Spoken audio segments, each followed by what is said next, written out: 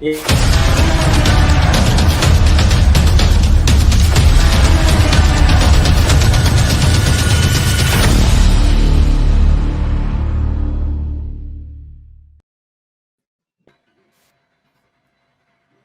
Ya, terima kasih kepada Bapak Arif dan Bapak Arif, dua-duanya Arif ya, satu Arif Widiasa, yang satu Arif Widiana.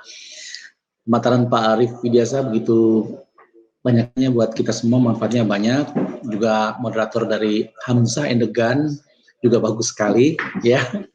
Dan kita tidak sabar lagi untuk langsung saja mendengarkan talkshow berikutnya berjudul Granularity of Research, the continuous effort of sustainability. Ya. Pemaparan ini akan diberikan oleh Pak Hartoto Nur Sukatmo, Lead Specialist Power Development and Storage Management Research dari PT Pertamina. Masih dimoderatori oleh Mas Hamzah dan Kang Gun-Gun. Hamzah Edegan. Baiklah, rekan-rekan, marilah kita simak saja langsung Bapak Hartoto Nur Sukatmo dari Pertamina. Selamat menyimak.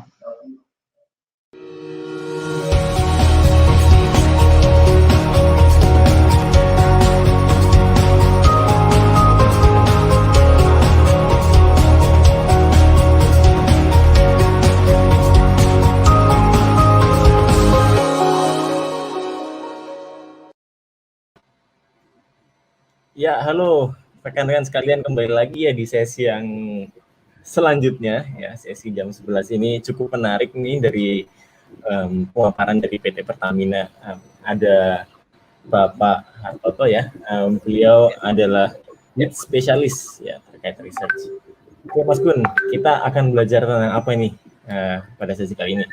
Iya, kita butuh informasi ya terkait continuous effort of sustainability. Jadi kita pengen tahu nih perspektif, karena kan perspektif terkait dengan transformasi yang terjadi di kondisi dunia saat ini, ya boleh dibilang seperti Bang Afin bilang VUCA ya, segala sesuatunya serba uncertainty ya, semua tidak pasti dalam ketidakpastian. Tentunya ini berdampak kepada semua aspek termasuk ke Pertamina ya.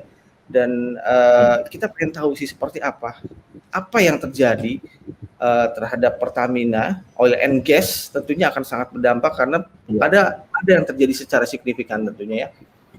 Dan ya, terutama upaya dalam energi terbarukan juga akan seperti apa nih di Pertamina? Ya, terutama karena tadi ya tren baru ya terkait energi terbarukan, kemudian mungkin ada hal-hal yang perlu dipersiapkan ya oleh PT Pertamina sebagai sebuah perusahaan yang bergerak di oil and gas ya. Nah, jadi selanjutnya kita pasti akan menyimak dan ini pasti akan seru sekali ya, karena memang kita background-nya pernah di manufacturing ya Mas Kun ya, ada hubungannya, jadi mungkin di bidang engineering kita juga ada konteksnya juga. Oke. Baik, ini akan sangat menarik bagi kita sebagai moderator. Untuk itu kita panggil ke stage Pak Hartoto. Selamat pagi Pak Hartoto. Selamat pagi Pak Hamzah, Pak Gun, atau Mas Hamzah dan Mas Gun ya? Iya, itu saja Pak. Ya. Gimana kabarnya hari ini Pak Hartoto? Luar biasa. Luar biasa Pak, ini masih tetap. Iya. Baik Pak, ini kami ingin tahu nih Pak, sampai sejauh ini bagaimana apa yang terjadi dengan Pertamina ya terkait dengan kondisi VUCA saat ini, dan kita juga pengen tahu nih inovasi-inovasi apa sih sebenarnya dari Pertamina terkait apa yang dikembangkan, kemudian terkait dengan energi terbarukan. Wah, ini akan sangat seru tentunya ya sesinya. Jadi kita kosongkan dulu gelas kita untuk mendapatkan insight dari Pak Toto nih. Baik, terima kasih Mas Gun dan Mas Hamzah atas waktunya ya. Baik, saya akan coba tampilkan dari Pertamina apa yang Pertamina sudah lakukan dan sedang lakukan dan akan lakukan ya terkait dengan new renewable energy, khususnya dalam baterai dan EV atau electric vehicle atau kendaraan bermotor listrik. Jadi akan kami sampaikan. Bisa saya tampilkan presentasinya? Ya, baik, silakan. Sudah bisa ya, di-share. Bentar ya, saya coba share dulu. share screen ya. Yes, betul Pak.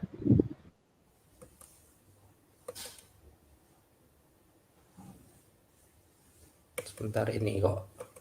Pilihannya allow, not allow. Window will stream.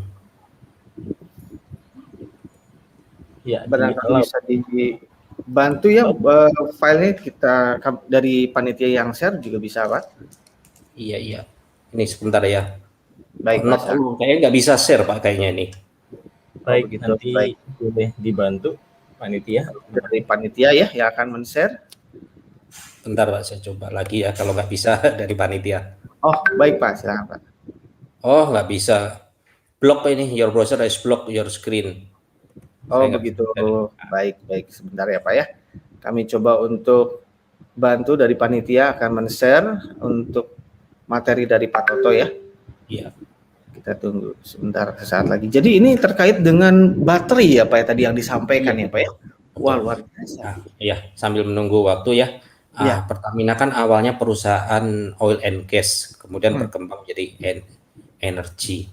Nah, dengan adanya shifting energi dan menurunnya harga crude internasional, maka sudah kita mau nggak mau ya harus beralih menjadi perusahaan energi yang mengembangkan new and renewable. Nah, itulah inti isinya dari yang harus kita lakukan dan akan saya sampaikan dalam presentasi. Dipaksa untuk berubah akhirnya ya Pak ya, kita semua Dipaksa. Sukarela atau paksa harus berangkat. Iya betul. Baik, ini sudah tertampilkan Pak. Silakan. Oke. The show is yours. Silakan Pak Toto. Oke, saya buka dulu. Assalamualaikum warahmatullahi wabarakatuh. Selamat siang, salam sejahtera buat kita semua. Semoga kita selalu sehat ya dalam kondisi pandemi ini. Yang saya hormati Bapak-bapak, Ibu-ibu jajaran BUMN dan yang saya hormati para peserta semua webinar ini. Saya akan menyampaikan ya materi apa yang sudah dilakukan Pertamina terkait untuk pengembangan new and renewable energy khususnya di sektor transportasi, yaitu pengembangan EV dan baterai. Oke, silakan lanjut. Nah, ini sekilas tentang saya, nggak penting lah, bisa dilewat saja. Nah, kita langsung ke materinya ya. Oke, di materinya, sebentar Pak, kita mulai dari, ya sudah. Saat ini Pertamina itu sebagai integrated energy company, yaitu Pertamina secara utuh menjalankan bisnis energi yang terintegrasi, yaitu di sektor migas, kemudian berkembang ke energi yang mencakup seluruh value chain bisnis energi. Value chain bisnis energi itu meliputi dari hulu, middle stream, downstream, sampai ke financial dan service. Untuk di upstream, secara garis besar, bisnis Pertamina adalah untuk eksplorasi dan produksi crude. Di samping itu juga untuk mengolah geothermal menjadi steam yang menghasilkan electricity. Di upstream, operasional dilakukan oleh yang dulu disebut Direktorat Hulu, sekarang menjadi Subholding Hulu, dan operasionalnya oleh anak-anak perusahaan hulu seperti PEP, PT EP Cepu dan sebagainya. Kemudian di middle stream,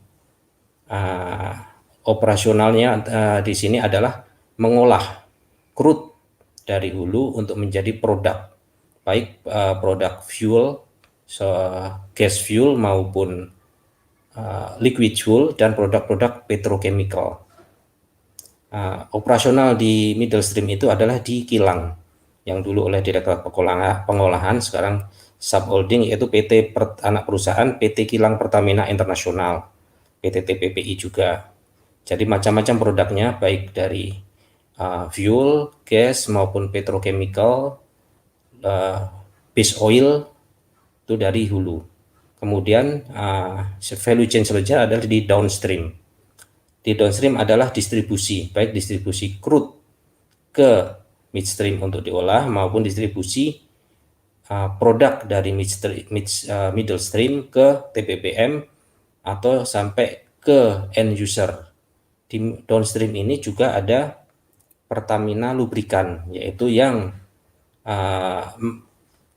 mengerjakan bisnis menghasilkan lubrikan yang terkenal mereknya salah satu dengan oil Mesran.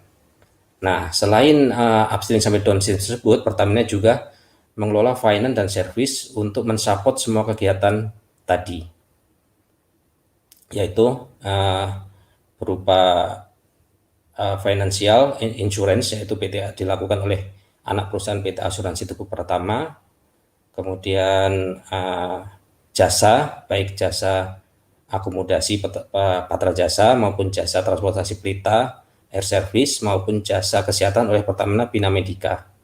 Selain itu juga ada jasa pelatihan dan training yang dilakukan oleh Pertamina Training and Consulting. Oke, silahkan next.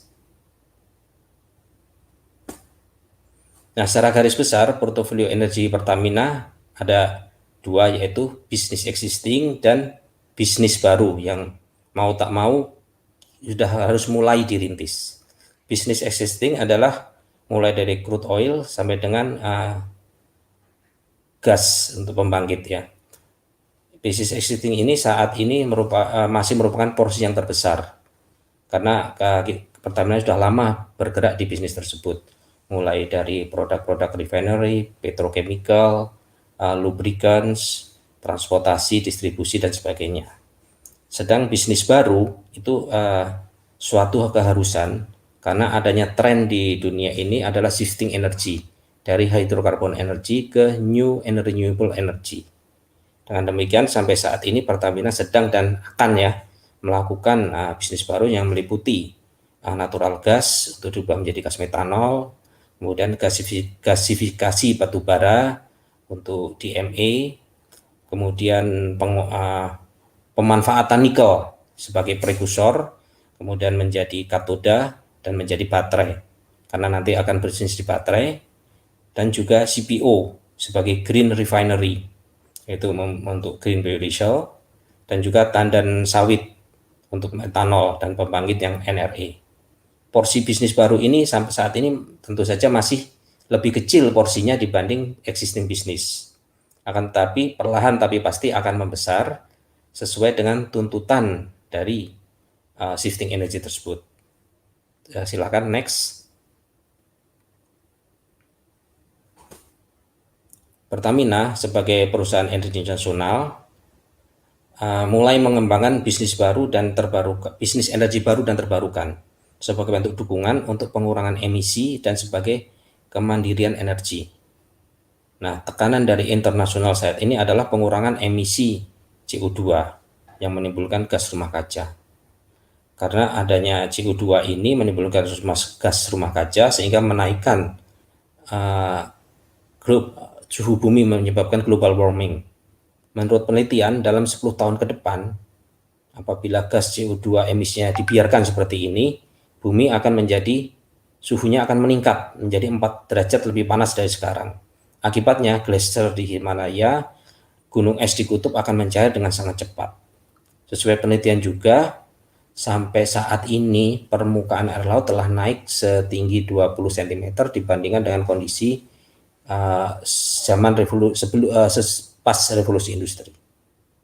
Nah, masalah lingkungan ini menimbulkan orang lebih berpikir kreatif bagaimana cara mengatasi sekaligus tetap mempertahankan tingkat hidup. Salah satunya adalah dengan muncullah mobil listrik, muncullah sumber-sumber pembangkit dengan menggunakan energi terbarukan, sehingga transportasi tetap bisa berjalan, listrik bisa tetap kita peroleh, tapi dengan sumber yang tidak menghasilkan emisi hidrokarbon. Next, tolong silakan. Nah, salah satu sumber emisi hidrokarbon adalah sektor transportasi, yaitu mobil atau kendaraan yang menggunakan internal combustion engine atau ICE. Sektor transportasi ini menyumbang 23% emisi CO2. Di tahun 2017 emisi CO2 ada sebanyak 36,2 miliar ton. di mana Cina sendiri menyumbang 19 ton dan Indonesia 480 juta ton.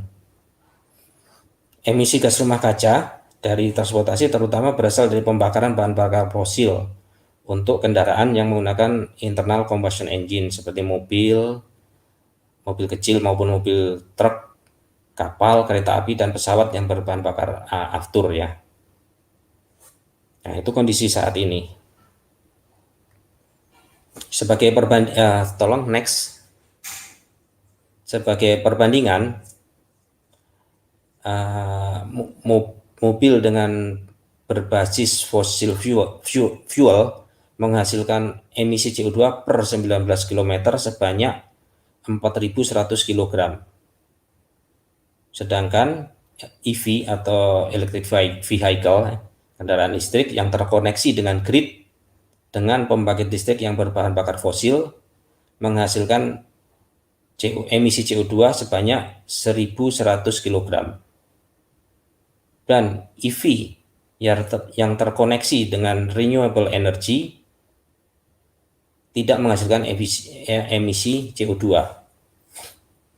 Hal inilah yang akan menjadi target atau tujuan kita semua, tapi tentu saja tidak bisa secara ekstrem langsung, secara perlahan, tapi pasti kita akan menuju ke situ, bukan hanya di Indonesia, tapi tren seluruh dunia. Untuk itu muncullah Paris Agreement pada tahun 2015, yaitu pengurangan emisi sebanyak 50% dalam 10 tahun untuk memenuhi pemanasan global maksimum 2 derajat Celcius di bawah level sebelum industrialisasi. Jadi agar suhunya lebih dingin bumi ini. Sumber dari emisi CO2 itu adalah power plant yang berbahan bakar fosil, transportasi, mobil, mulai darat, laut, udara yang berbahan bakar fosil, kemudian industri, operasional gedung, pertanian, limbah, maupun dari flue gases. Nah, tolong next. Nah, sebagaimana mobil internal combustion yang berbahan bakar fuel fosil, sumber energinya adalah energi dari bahan bakar cair. Apabila habis, maka mobil tersebut ke pom bensin untuk mengisi fuel tersebut. Tetapi kalau mobil listrik, sumber energinya adalah energi yang tersimpan di dalam baterai di mobil. Nah, baterai yang umum digunakan untuk EV adalah lithium ion baterai. Dengan meningkatnya populasi mobil listrik, baik kendaraan listrik, baik roda 4 maupun roda 2, itu pasti diimbangi dengan kenaikan permintaan baterai lithium ion sebagai wadah dari energi listriknya. Diperkirakan sampai tahun 2027 baterai lithium ion akan mencapai permintaan sebesar 800 GWh. Nah, itu sekitar kenaikan 22% dibanding dengan tahun 2020. Dan mau tak mau itulah yang harus kita persiapkan. Apakah kita hanya menjadi penonton sementara produk-produk luar negeri masuk, kita pasar yang setempuh, ataukah kita ingin terlibat sebagai produsen yang baterai lithium ion untuk penggerak atau sumber energi dari EV tersebut.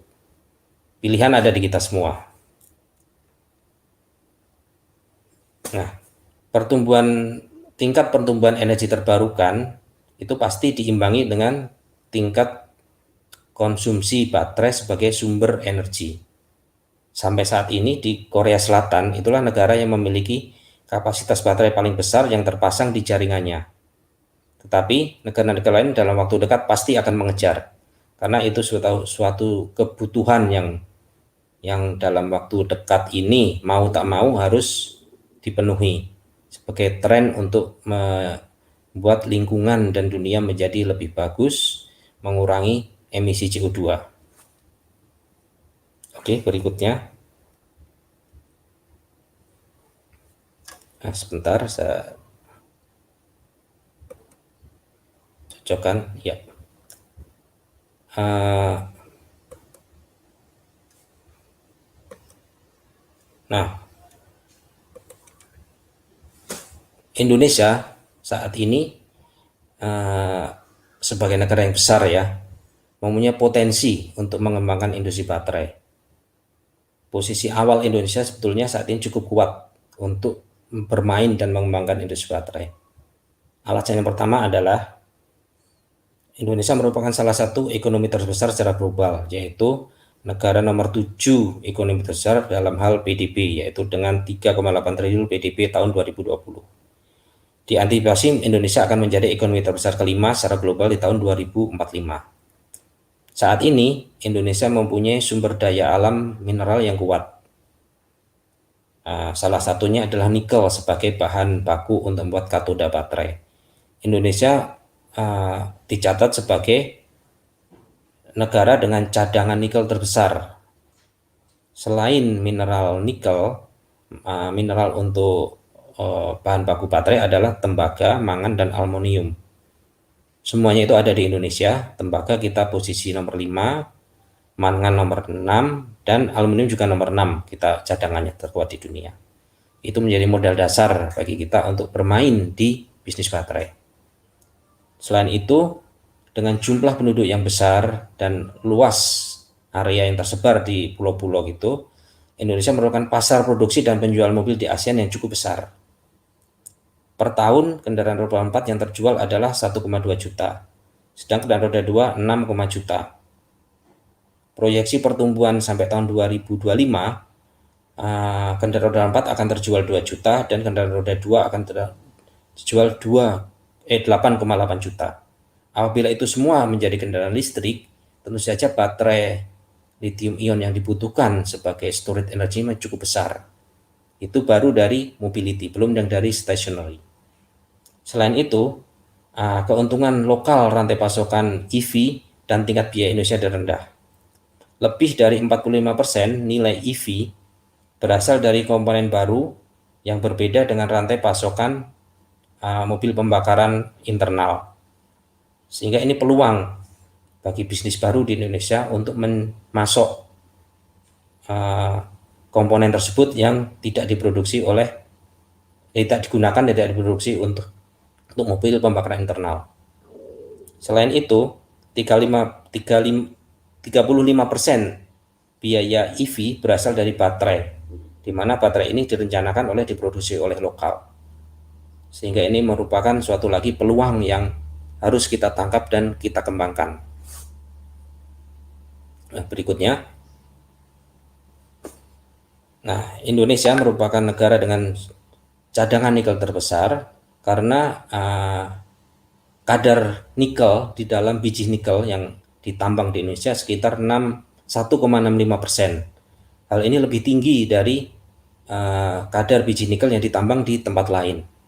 Itu merupakan suatu keuntungan apabila dikelola dengan baik dan dimanfaatkan untuk baterai. Selain itu, tembaga, mangan, kobalt, aluminium juga tersedia di Indonesia dalam jumlah yang cukup. Berikutnya, industri baterai EV adalah salah satu prioritas nasional yang teratas, dan Pertamina turut serta berperan dalam pengembangan EV. Karena merupakan prioritas nasional, maka pemerintah mengeluarkan keputusan Presiden nomor 55 tahun 2019, di mana Kepres tersebut menguraikan langkah-langkah untuk menstimulus pasar EV. Tidak lanjutnya adalah dibentuk gugus tugas untuk mendorong pengembangan industri EV di Indonesia, di mana gugus tugas itu terdiri dari kementerian dan BUMN terpilih. Dan Pertamina adalah termasuk salah satu BUMN yang terpilih untuk terlibat dalam pengembangan industri baterai di Indonesia. Berikutnya,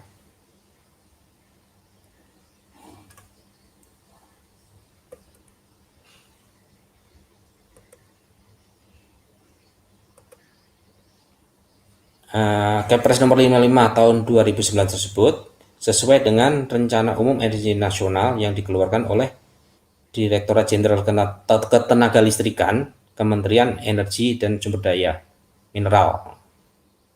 Di samping itu, Kepres nomor 55 tahun 2009 juga ditindaklanjuti dengan dikeluarkannya Permen ESDM nomor 13 tahun 2020, yaitu penyediaan infrastruktur pengisian listrik untuk kendaraan bermotor listrik berbasis baterai atau yang biasa disebut charging station. Tindak lanjut dari Kepres nomor 55 tahun 2019 adalah arahan dari BUMN untuk membentuk Indonesia Battery Corporation atau IBC, di mana IBC ini terdiri dari 4 institusi, yaitu yang pertama MindID sebagai holding dari BUMN tambang di Indonesia, yang kedua Pertamina, yang ketiga PLN, dan yang keempat Antam. Nah, IBC ini sesuai informasi yang sudah tersebar di media massa akan disahkan atau diharapkan ya akan segera launching di bulan Juli tahun ini. Kita doakan semoga itu segera tercapai dan ditemukan partner.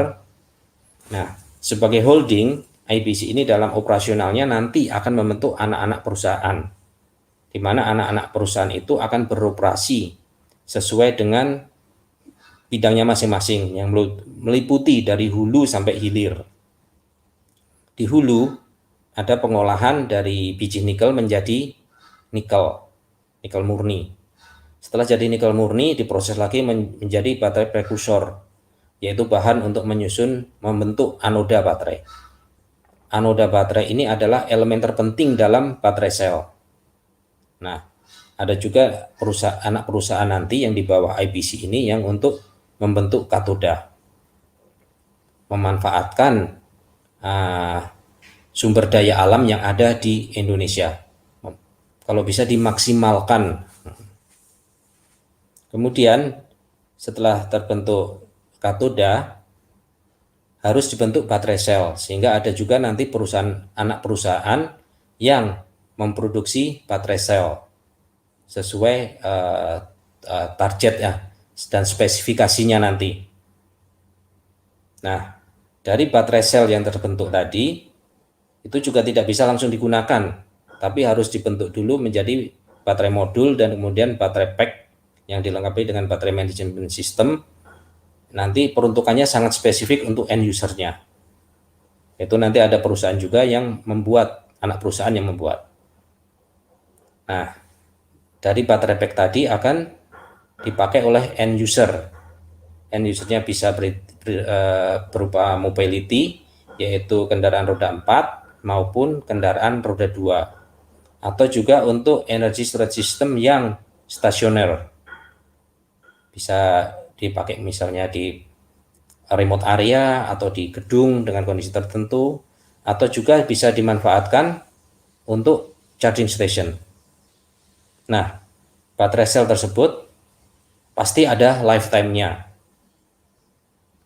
Sebagaimana produk-produk manufacturing yang lain pasti ada lifetime-nya. Nah, setelah baterai sel tadi melewati lifetime-nya, tentu saja tidak bisa digunakan lagi secara optimum. Maka harus diproses lebih lanjut. Nah, apabila itu dibiarkan, tentu akan menimbulkan masalah baru. Nah, kita tidak ingin tertimbul masalah lagi seperti ada emisi CO2 diselesaikan dengan baterai tapi menimbulkan limbah baterai. Nah, kita inginnya menyelesaikan masalah tanpa masalah, seperti slogan salah satu BUMN kita. Ya, untuk itu maka dibentuklah anak perusahaan yang menangani daur ulang baterai, di mana baterai-baterai nanti yang sudah lifetime-nya sudah habis akan didaur ulang lagi, dimanfaatkan elemen-elemennya mana yang masih bisa dipakai lagi atau diolah menjadi produk yang lain. Di dalamnya ini Pertamina juga turut serta terlibat dalam proses-proses anak perusahaan tersebut. Nah, itu yang nanti akan ditentukan, karena anak perusahaan itu juga akan menggandeng partner-partner dari luar maupun dari dalam negeri. Dengan meningkatnya kendaraan bermotor listrik, pasti harus diimbangi dengan meningkat penyediaan charging station atau swapping station untuk mendukung operasional kendaraan tersebut. Diproyeksikan ya peningkatan kendaraan charging station maupun swapping station mulai tahun 2025 sampai 2050 peningkatannya tidak linear tetapi eksponensial. Nah, kita juga harus siap-siap untuk menyambut itu. Peluang itu jangan sampai kita lihat dan kita jadi penonton, tapi kita harus terlibat aktif untuk menjadi pemain di dalamnya. Oke, next. Untuk mengembangkan ekosistem kendaraan berbasis listrik, ada beberapa tantangan. Nah, tantangannya adalah yang pertama adalah kesiapan jaringan sumber listrik serta ketersediaan charging station. Nah, kesiapan jaringan listrik ini terutama di luar Pulau Jawa atau di pulau-pulau terpencil atau pulau-pulau yang jauh Nah, itu perlu jadi pemikiran bagi kita karena Indonesia bukan hanya di Jawa ya, tapi meliputi seluruh tanah air dan tumpah darah. Jadi mobil listrik juga harus bisa dinikmati di seluruh Indonesia. Harus disiapkan jaringan maupun sumber dayanya. Kemudian kesiapan pasar dalam menyambut mobil listrik, termasuk di dalamnya tingkat daya beli masyarakat Indonesia. Karena harga mobil listrik sampai saat ini relatif lebih mahal karena jumlahnya belum produksi massal ya. Kemudian yang selanjutnya tantangannya adalah kesiapan industri komponen mobil listrik maupun charging station. Komponen-komponen tersebut harus disiapkan sebagai pengganti suku cadang sehingga apabila terjadi kerusakan segera cepat bisa diatasi dan diganti. Kemudian selanjutnya yang tantangannya adalah ketersediaan produk baterai berkualitas tinggi yang dengan harga terjangkau. Baterai yang berkualitas tinggi adalah baterai yang mempunyai power density tinggi dan kemampuan fast charging serta lifetime yang lama. Dari pemerintah diperlukan dukungan kebijakan fiskal dan finansial agar harga EV bisa turun, harga baterai bisa turun, sehingga pada akhirnya harga kendaraan listrik bisa terjangkau oleh masyarakat. Yang diperlukan juga kebijakan pemerintah untuk membatasi dan memberikan penalti untuk kendaraan dengan tingkat polusi tinggi, yaitu sisa-sisa kendaraan internal combustion. Itu juga harus dipikirkan. Nah, tolong berikutnya.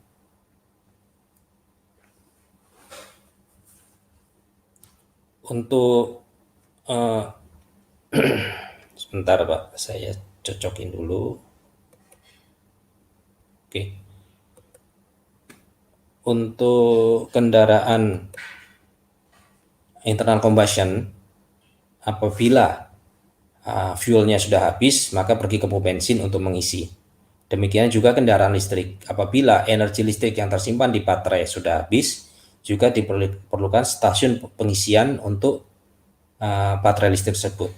Ada dua model bisnis yang umum di luar negeri dilakukan, yaitu swapping di swapping station, yaitu baterainya itu ditukar, satu baterai pack ditukar, yang kosong ditukar dengan yang baru. Nah, itu biasanya swapping itu untuk motor-motor listrik. Nah, kendala teknis di dalam swapping ini, baterai pack tersebut harus bersifat kompatibel sehingga bisa digunakan untuk seluruh brand dari motor listrik tersebut, dan juga bisa dikontrol melalui sistem aplikasi di handphone. Kemudian untuk kendaraan listrik yang belum roda 4 mobil, kalau habis di charging station. Kalau swapping mungkin agak berat karena baterainya berat dan banyak kalau mobil ya. Nah, charging station ini kendala teknisnya adalah plug-in sistemnya adalah berbeda-beda. Sehingga charging station harus menyediakan sistem yang mampu untuk charging semua brand mobil listrik. Dan yang lebih penting lagi adalah mampu melakukan fast atau malah bahkan ultra fast charging. Sehingga waktu chargingnya cepat, mengurangi antrean dan pelanggan puas karena cepat dilayani dan cepat prosesnya. Targetnya seperti pengisian fuel ya. bisa cepat seperti itu. Tapi dalam waktu dekat sebenarnya tidak mungkin karena masih perlu riset yang lama untuk mencapai hal itu. Di samping kendala teknis tersebut, ada juga kendala operasional non teknis ya untuk charging station maupun swap station, yaitu bisnis model tersebut harus mempunyai izin usaha dan juga harus ada badan usaha yang mengoperasikan, yaitu agar tidak bertentangan dengan peraturan perundangan yang berlaku. Oke, tolong berikutnya. Dengan meningkatnya kendaraan listrik pasti diimbangi dengan meningkatnya baterai sebagai penyimpan energi dan meningkatnya pula charging station maupun swapping station. Nah, perkiraan diproyeksikan untuk tahun 2020 baik charging station maupun swapping station akan meningkat, jauh meningkat dibanding kondisi tahun 2021 saat ini. Sampai saat ini berdasarkan data dari Kementerian SDM, sebaran charging station di Indonesia sudah cukup banyak, yaitu ada sekitar 100 unit pada 72 lokasi di area-area di Pulau Jawa, Bali, Sumatera, dan Sulawesi. Paling banyak ada di Jawa dan Bali.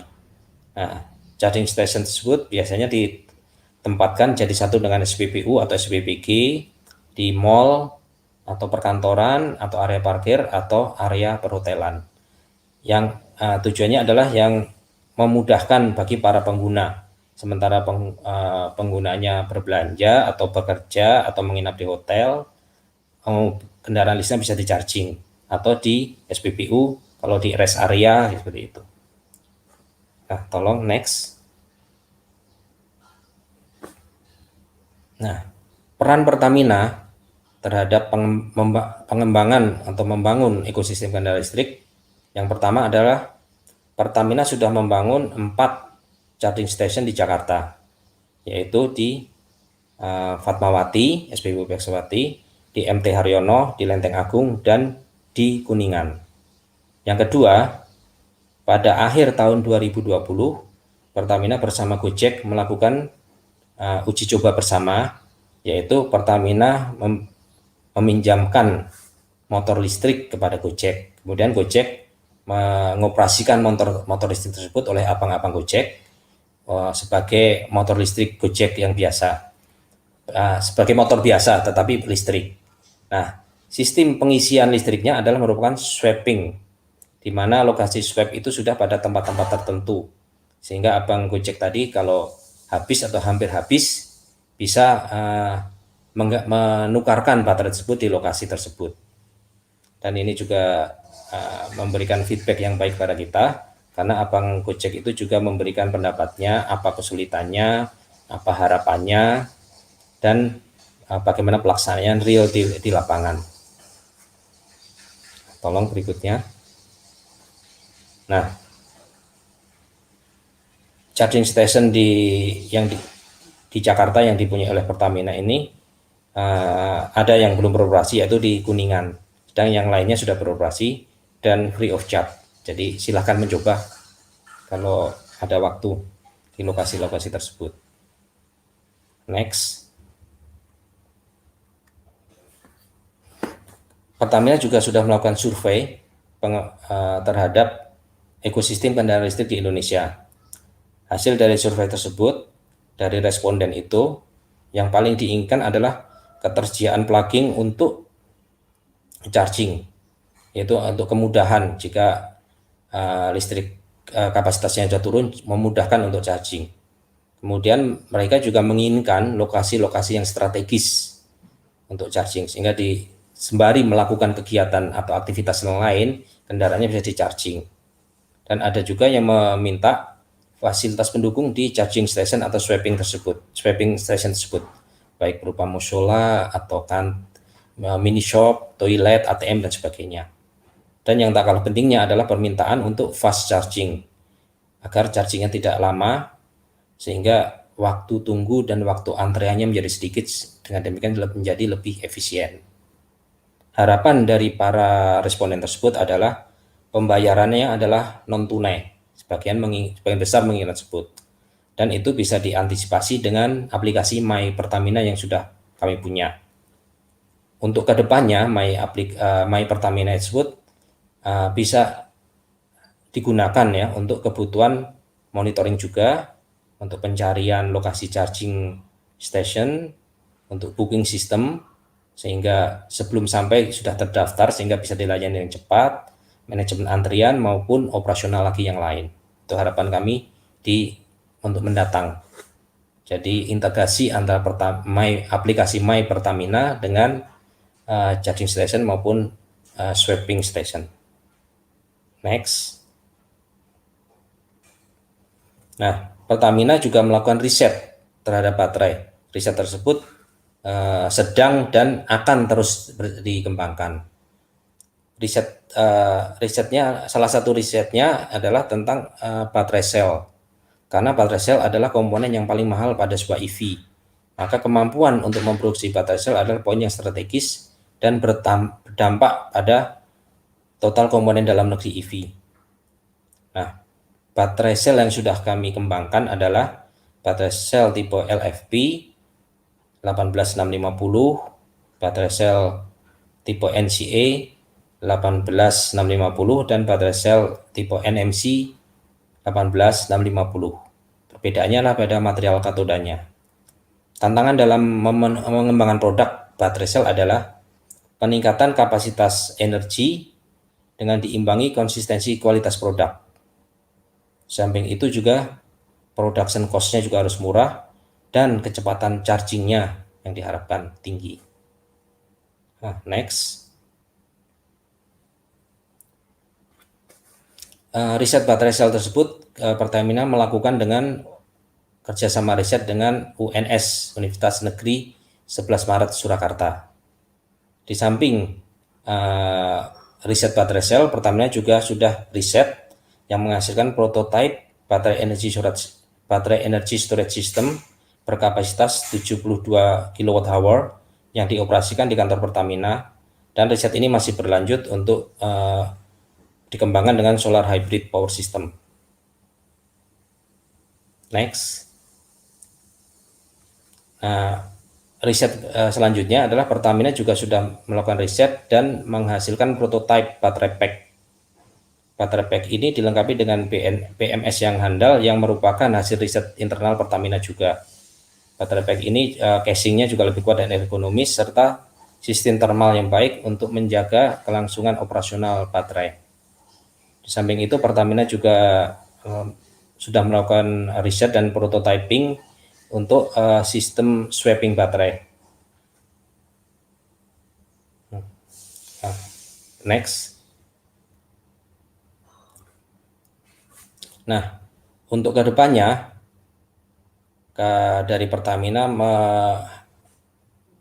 mempunyai konsep tentang SPBU, New SPBU, di mana SPBU tersebut merupakan one stop solution yang menggunakan sumber energi dari energi matahari. Jadi bukan energi mandiri, energi mandiri bisa berupa dari PV panel, angin atau sebagainya yang terlepas dari grid system.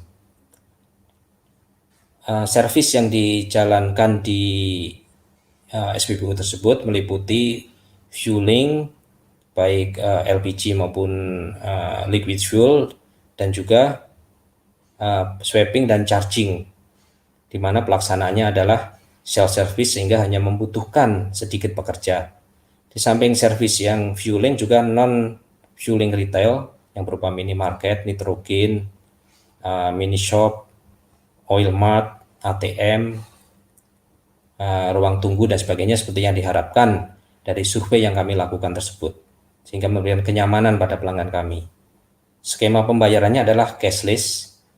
Nah, diharapkan melalui My Pertamina yang juga terkoneksi untuk online booking system maupun layanan lainnya. Semua data tersebut akan diintegrasikan dan digitalisasikan, sehingga kami mempunyai big data yang akan kami olah dengan learning machine sehingga bisa mempelajari customer behavior. Dengan demikian kami bisa mengetahui apa sih yang diharapkan dari customer sehingga kami punya solusi untuk pemenuhannya. Nah, lokasi Pertamina tersebar di seluruh Indonesia. Ini merupakan keuntungan awal bagi Pertamina, sehingga nanti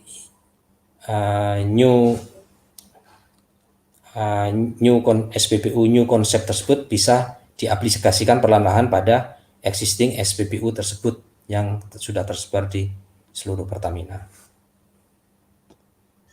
Nah, berikutnya. Nah, berikutnya adalah kendala dan tantangan. Untuk mencapai semua harapan tersebut, teknologi baterai masih terus berkembang. Sehingga dalam memilih teknologi yang akan dikomersialkan harus dipertimbangkan terhadap tren teknologi mendatang. Nah, jangan sampai kita melakukan riset, sudah menghabiskan biaya dan waktu, tapi begitu selesai risetnya ternyata teknologi yang kita temukan tersebut sudah ketinggalan atau sudah dipakai orang lain. Nah, untuk itu timing dalam melakukan riset itu penting sekali. Kemudian regulasi pemerintah dalam rangka mendukung tumbuhnya ekosistem dan industri baterai dalam negeri. Kendala yang tiga, belum adanya standarisasi baterai untuk digunakan dalam negeri. Ini kendala sekaligus peluang, sehingga kita bisa membuat peluang standarisasi SNI baterai dalam negeri seperti apa, bagaimana packingnya, bagaimana koneksinya, sehingga bisa mendukung industri baterai dalam negeri bersaing dengan baterai dari luar. Karena baterai ini merupakan teknologi dan ilmu baru ya di Indonesia, sehingga fasilitas laboratorium yang memadai untuk riset baterai maupun terbatasnya SDM yang berpengalaman merupakan juga salah satu kendala.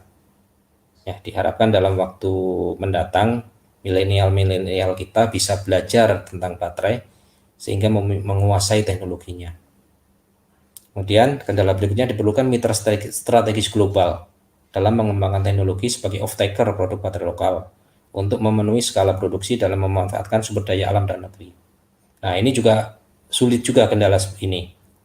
Karena mitra strategis global itu datang ke Indonesia tentu membawa modal dan teknologinya, membawa supply chain-nya juga. Mereka ingin teknologi itu dipakai, supply chain-nya dipakai menghasilkan produk dan dijual di pasar Indonesia yang demikian besar.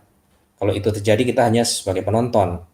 Harapan kita adalah baterai produksi lokal itu dipakai dalam kerjasama dengan mitra strategis global dan ada transfer teknologi dari mitra tersebut. Untuk itu mungkin diperlukan ya negosiasi tingkat tinggi antar pemerintah untuk mencapai kesepakatan dalam hal tersebut, karena titik temunya pasti akan susah dicari. Berikutnya, saran dan rekomendasi bagi peneliti. Yang pertama, pengembangan teknologi baterai dan infrastruktur pendukungnya yang lebih efisien dan lebih kompetitif, sehingga akan mendorong pertumbuhan EV dan transisi energi. Yang kedua, penelitian ke depan diharapkan dapat memberi masukan kepada pemerintah terkait standarisasi baterai maupun infrastruktur pendukungnya, sehingga diharapkan dapat berimpact kepada efisiensi investasi dan selanjutnya dapat meraih investor. Yang ketiga, pengembangan teknologi kendaraan listrik, komponen maupun infrastruktur pendukungnya yang dapat meningkatkan pemanfaatan komponen dalam negeri semaksimal mungkin, yaitu untuk mengabsorb hasil alam kita, tambang-tambang nikel dan material logam lainnya. Yang keempat, mewaspadai pertumbuhan ekosistem EV yang terus meningkat yang menyebabkan peralihan sumber energi ke fosil ke energi terbarukan. Nah, demikian presentasi dari kami. Saya kembalikan kepada moderator Mas Gun dan Mas Hamzah, silakan. Ya, baik Pak. Memang kalau kita diskusi tentang renewable energy dan EV, kita mungkin nggak akan habis-habis karena memang menarik ya Pak topiknya. Betul Pak, topik sangat menarik ini. Iya, ternyata bukan hanya US ya yang selama ini ada electric vehicle dan seterusnya gitu, tapi kita juga mungkin sudah mulai mengarah ke sana. Habis itu selanjutnya mungkin nanti kita harap akan segera hadir ya di Indonesia. Oke Pak, ini kan sebenarnya saya pengen nanya ya, karena memang topik EV ini sangat besar. Kemudian bagaimana sih sebenarnya strategi dari Pertamina ya dari Bapak untuk kemudian bisa menuntaskan research itu sehingga kemudian bisa berlanjut ya ke step selanjutnya komersialisasi. Strateginya seperti apa sih biar bisa menggapai seluruh ruang-ruang itu, Pak? Nah, baik Pak, terima kasih Mas Absah. Riset ini kan suatu pekerjaan yang tidak akan pernah berhenti sebetulnya. Setelah selesai riset, pasti ada pengembangan lagi yang menuju suatu lebih bagus. Tetapi kalau dari sisi ekonomi, kalau begitu terus kan nanti juga merugi kan, karena bisnis itu kan nggak cuma riset, harus ada revenue yang masuk. Sementara riset adalah pengeluaran untuk waktu dekat. Sehingga strategi itu untuk mematchkan apa yang diinginkan oleh pasar dan kemampuan kami, tentu saja kami harus bekerja sama yang erat dengan partner. Partner itu bisa berupa end user, yaitu pengguna dari baterai itu industri apa. Apakah industri kendaraan bermotor roda 2, tentu saja berbeda dengan kebutuhan dari energi, kendaraan bermotor roda 4 ataupun untuk stationary. Nah, kita harus berkoordinasi dan bekerja sama dengan partner-partner tersebut secara erat. Jadi kita harus prinsipnya adalah memenuhi kebutuhan customer, baik customer langsung maupun customer tidak langsung. Nah, bentuknya seperti apa lah, itu yang harus kita detailkan nanti. Apakah teknisnya seperti ini, seperti itu, apa baterai? Oh, ini baterai bahan bakunya tidak bagus ya. Kita mungkin cari bahan baku yang lebih bagus gitu. Jadi risetnya adalah kerjasama yang erat seperti itu, Pak, strateginya. Oke, memang harus ada sinergi yang kuat ya Pak ya antar Betul, Pak. Lembaga gitu untuk Betul, mengatasi antar lembaga. Oke Pak, ini sebenarnya waktunya sudah mau habis ya. Aduh, pengen diskusi lagi. Iya Pak, mungkin karena memang waktunya sudah mau habis ya, kita berikan satu kesempatan untuk Pak Toto ya untuk memberikan satu closing statement Pak, kira-kira bagaimana terkait kondisi ini ya, yang mungkin bisa diterima oleh para audiens. Silakan Pak. Nah, terima kasih Mas Amsah ya. Baik, untuk closing statement, untuk menumbuhkan ekosistem EV dan baterai yang kuat ya di Indonesia, kita memang perlu sinergi dari para stakeholder, baik dari pemerintah untuk memberikan regulasi maupun rambu-rambu yang jelas, sehingga para pelaku usaha baik BUMN maupun perusahaan dalam melakukan operasional dan mengeluarkan dana untuk operasional itu tidak ragu. Juga harus ada sinergi lagi dengan perguruan tinggi maupun lembaga penelitian untuk melakukan riset demi pengembangan baterai sendiri dan electric vehicle serta ekosistemnya. Dan juga dari masyarakat sebagai pengguna, baik melalui lembaga yayasan konsumen maupun organisasi mobil atau motor dan sebagainya, masukan-masukan apa sih yang mereka inginkan. Nah, karena mereka itu kan end user, mereka kan yang mengeluarkan uang untuk membeli. Itu juga harus didengar pendapatnya.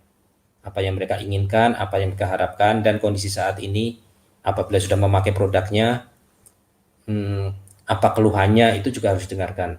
Dari sinergi semua tersebut, baru kita bisa melakukan melangkah yang baik, sehingga semua bisa kebutuhannya terpenuhi dan dilindungi oleh pemerintah dengan aturan yang jelas.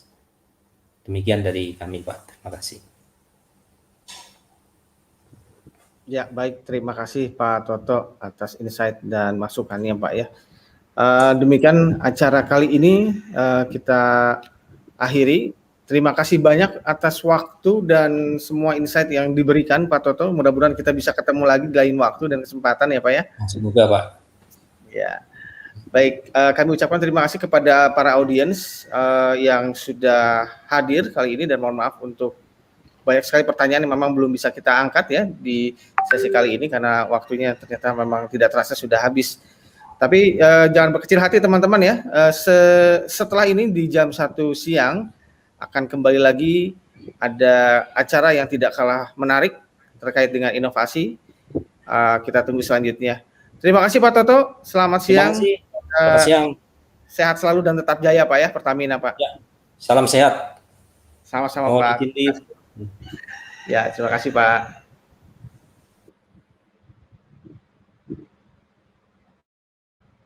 Ya, baik.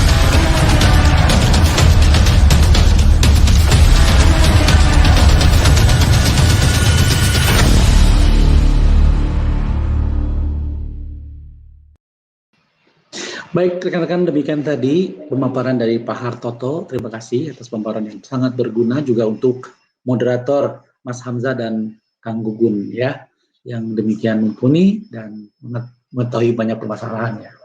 Dan jangan lupa nanti jam 1 tepat kita akan kembali lagi dengan materi-materi yang tak kalah bagusnya yang akan disampaikan oleh Pak Prasetyo Praharjo dari Manager Quality Control and Insurance Telkom Corporate University Center.